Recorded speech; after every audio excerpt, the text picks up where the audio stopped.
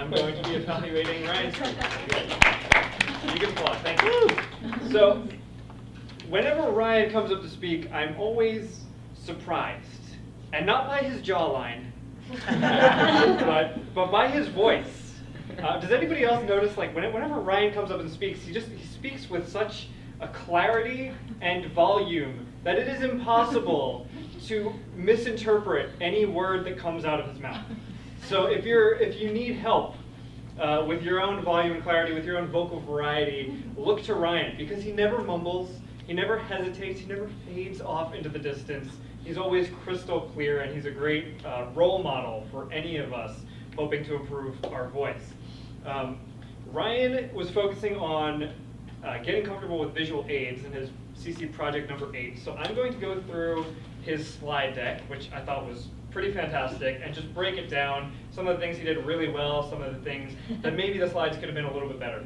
The first slide is really good. It's just a title slide. Basic, it's got his name on there and his email, because you might need to contact him after this speech, ask for more technical information. Seriously, you might need to.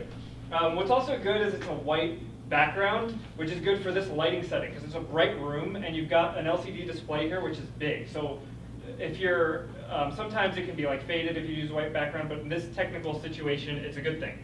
Can we, next slide, can I grab this from you, Nate? Yeah, sure. Thanks. Let's see,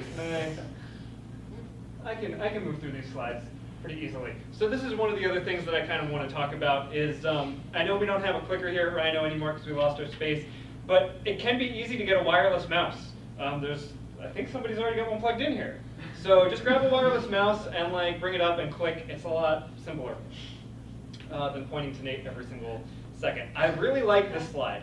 Whenever you have an image, it's great to just blow it up and make it take up the whole slide rather than plopping it on the screen. What would have been better is if it actually took up the entire slide and there was no white space here, or if you made this black, because the white border is a little bit distracting.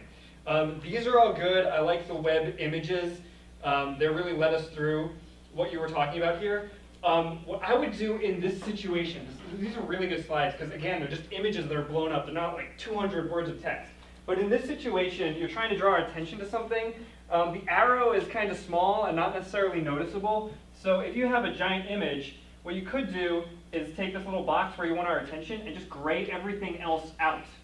And you can like create duplicate images and make this one, crop this one down smaller, and then use some of Microsoft's filters to achieve that. But that could be a really effective tool if you have the whole screen gray and then like this area right here is just a little bit white.